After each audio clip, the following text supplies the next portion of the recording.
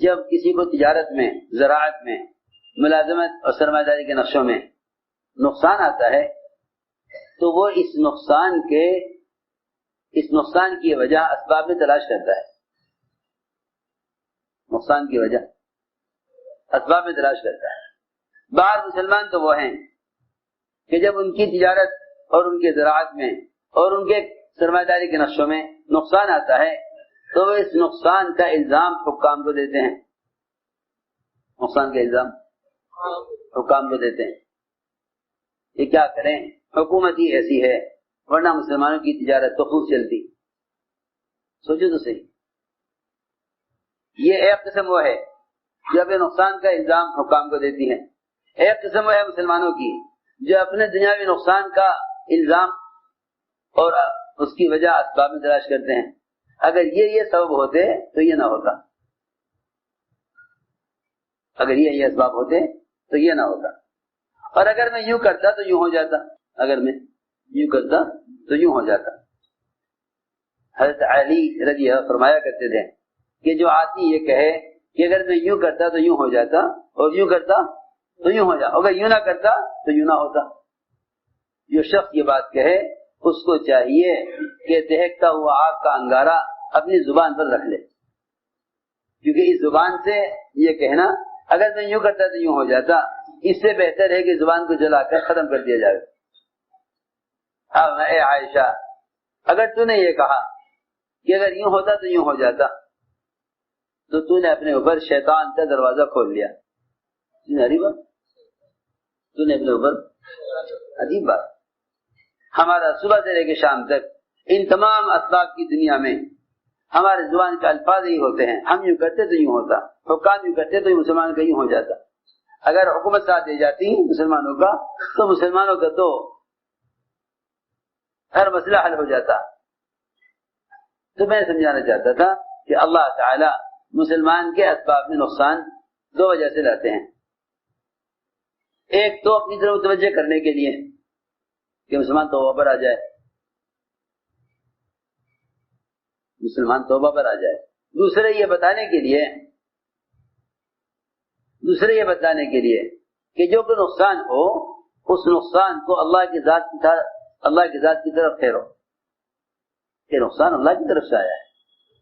جو نقصان کی نسبت اللہ کی طرف نہیں کرے گا وہ اس نقصان کو ختم کرنے کے لیے بھی اللہ کی طرف نہیں آئے گا.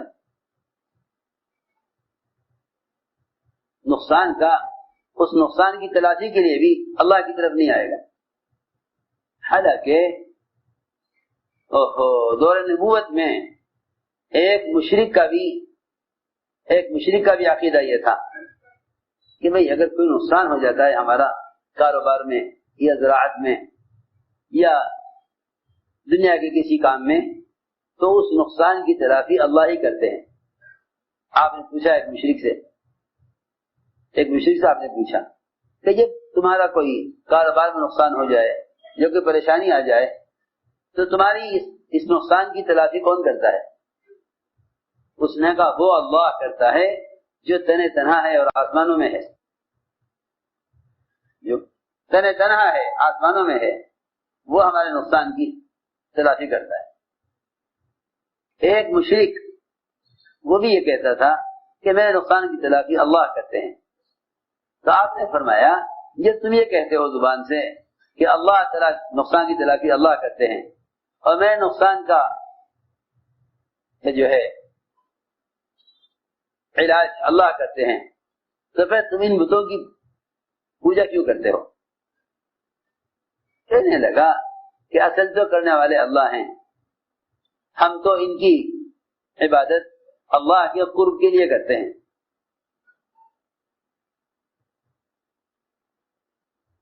دماغ نے حضور اکرم صلی اللہ علیہ وسلم کے حالات سنے کہ بتوں کی عبادت سے روکتے ہیں، ایک اللہ کی طرف دعوت دیتے ہیں. تو دماغ کہنے لگے کہ مجھے میرے دل میں بات بیٹھ گئی کہ اس آدمی پر کوئی برا اثر ہے یا اس آدمی کو جنون ہے اور میں شہر کا جنون کا اور غلط کوئی ہوا کسی کو لگ جائے میں اس کا علاج جانتا تھا. میں نے جا کے آپ کو تلاش کیا، آپ سے ملا، آپ سے جا کر کہا کہ میں جنون کا اور سحر کا علاج کرتا ہوں، میں نے سنا ہے کہ آپ بتوں کا انکار کرتے ہیں۔ فرمایا ہاں میں بتوں کا انکار کرتا ہوں۔ تو ضماد نے کہا کہ میں آپ کا علاج کروں گا، آپ ٹھیک ہو جائیں گے۔ سنو، میں آپ کا علاج کروں گا، آپ ٹھیک ہو جائیں گے۔ ضماد نے کہا کہ دیکھیے میں نے علاج اوروں کے بھی کیے ہیں، سب ٹھیک ہو گئے، آپ بھی ٹھیک ہو جائیں گے، لیکن بات یہ ہے، مشرک کہہ رہا ضماد، لیکن بات یہ ہے کہ شفا تو اللہ ہی کے ہاتھ میں ہے۔ روایت میں کیا کہا؟ اللہ، شفا تو اللہ ہی کے ہاتھ میں ہے، میں تو ظاہری کوشش کروں گا، میں تو ظاہری کوشش کروں گا، مگر شفا اللہ ہی کے ہاتھ میں ہے۔ مشرک کہہ رہا، ایمان نہیں لائے، ابھی ایمان نہیں لائے تھے، کہا میں تو آپ کا علاج کروں گا، میرے پاس ایک طریقہ علاج ہے، مگر یہ بات کس سے کہہ رہے ہیں؟ مدمت آپ صلی اللہ علیہ وسلم سے، کہ علاج تو میں کروں گا آپ کا، لیکن شفا اللہ ہی کو چاہتے ہیں دیتے ہیں۔ تو میں سوچ میں پڑ گیا، میں نے کہا اگر مسلمان بھی یہ کہے کہ بھائی ہم تو اسباب اختیار کرتے ہیں، باقی کرنے والی ذات تو اللہ کی ہے، تو کون سا کمال ہوا؟ ذرا سوچو تو صحیح، ہم تو اسباب اختیار کرتے ہیں، باقی کرنے والی ذات اللہ کی ہے۔ سوال اس بات کا ہے کہ تم نے اللہ سے ہونے کے لیے راستے کیا اختیار کیا؟ اللہ سے ہونے کے لیے راستے کیا اختیار کیا؟ یہ سوال ہے۔ سوال اتنا سا نہیں ہے کہ اللہ کرنے والے ہیں، سوال اس بات کا ہے جب تم نے یہ تسلیم کر لیا کہ اللہ کرنے والے ہیں، تو تم نے اللہ سے ہونے کے لیے اللہ کا راستے اختیار کیا یا اللہ سے ہونے کے لیے کائنات کا راستے اختیار کیا؟ یہ سوال ہے، میں یہ سمجھانا چاہتا ہوں۔ لوگ محنت کرتے ہیں کائنات پر، امید کرتے ہیں اللہ سے، سوچو تو صحیح، محنت کرتے ہیں کائنات پر، امید کرتے ہیں اللہ سے، محنت کرتے ہیں کائنات پر، امید کرتے ہیں اللہ سے۔ اس پر مسلمان چل رہا ہے زمانے میں، صاف کہتا ہے کھل کر بھئی ہمارے ذمہ تو ظاہری کوشش اور محنت ہے، باقی کرنے والی ذات اللہ کی ہے۔ سب کا یہی خیال ہے، سب کا یہی خیال ہے، سب کا یہی خیال ہے کہ ہم تو ظاہری اسباب کوشش کرتے ہیں، باقی کرنے والی ذات اللہ کی ہے۔ سب کا یہی خیال ہے۔ اور ذرا غور کرو اس بات پر کہ حدیث میں آتا ہے کہ وہ شخص عاجز ہے، وہ شخص عاجز ہے جو دنیا کا غلام بنا ہوا ہے اور اللہ سے امیدیں کیے ہوئے ہیں، اللہ یوں کر دیں گے، اللہ یوں کریں گے، اللہ یوں کریں گے۔ فرمایا یہ شخص کیا ہے؟ عاجز ہے، کچھ نہیں کر سکتا،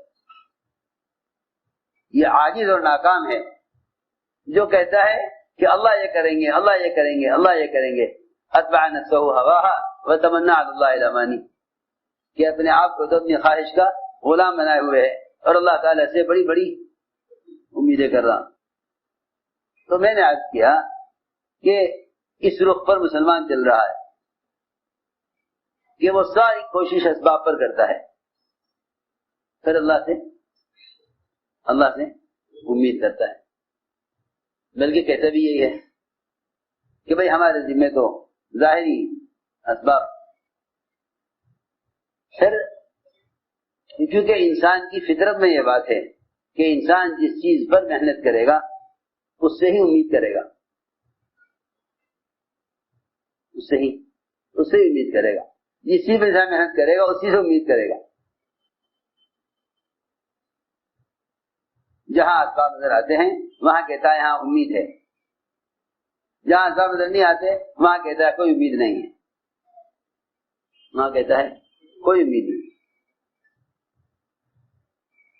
جہاں اسباب کی انتہا ہوتی ہے وہاں سے تو قدرت کی ابتدا ہوتی ہے، اور ہماری مشکل یہ ہے کہ جہاں اسباب کی انتہا ہو جاتی ہے وہاں قدرت کی بھی انتہا سمجھ لیتے ہیں، کیونکہ لوگ نظام کائنات کو اللہ کی قدرت سمجھ بیٹھے،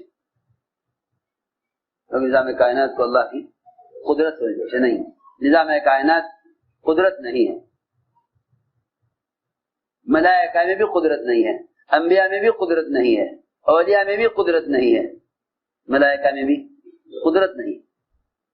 اگر اللہ رب العزت کسی فرشتے کے ذمہ کوئی کام کر دیں تو وہ اللہ تعالیٰ کا ایک وقتی امر ہے. جب چاہیں گے اس فرشتے کو اس کام کے کرنے سے بالکل بے اختیار اور بالکل بے جان کر دیں گے. ہم تو دنیا کے مادی اسباب کو ایک مرتبہ استعمال کر کے سمجھ لیتے ہیں کہ ہر سال ہمیشہ اسی سے اللہ تعالیٰ ہمیں دیتے رہیں گے. حقیقت یہ ہے کہ اگر اللہ تعالیٰ کسی فرشتے کے ذمہ بھی کوئی کام کر دیں تو ہر لمحہ وہ فرشتہ اس کام کے کرنے میں اللہ تعالیٰ کے امر کا محتاج ہے. نوح علیہ السلام کی قوم پر طوفان آیا. قوم نوح پر پانی کا طوفان آیا. جب پانی کا طوفان آیا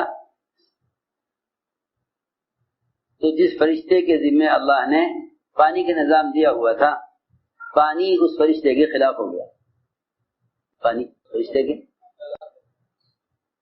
وہ فرشتہ پانی کو روکے اور پانی فرشتے کے سے بغاوت کر گیا. وہ حیران، یہ کیا ہوا؟ یہ تو میرا اختیار تھا نا. اللہ اکبر. اللہ تعالیٰ اپنے تعارف کے لیے انبیاء کو بھی بے اختیار کرتے ہیں، ملائکہ کو بھی بے اختیار کرتے ہیں، تاکہ سب جاننے کی اختیار صرف اللہ کا ہے. اللہ انبیاء کو ان کی چاہت میں بے اختیار کرتے ہیں. اللہ تعالیٰ اپنے تعارف کے لیے انبیاء کو بھی ان کی چاہت میں بے اختیار اور ناکام کر دیتے ہیں. یہ سی عجیب بات ہے. انبیاء کو بھی اللہ تعالیٰ ان کے ارادوں میں ناکام کر دیتے ہیں اپنا تعارف کرانے کے لیے کہ ہم کرنے والے ہیں، ہم کرنے والے ہیں. انبیاء کو بھی اللہ تعالیٰ بے اختیار کر دیتے ہیں ان کے نیک ارادوں میں، یہ بتانے کے لیے کہ ہم کرنے والے ہیں.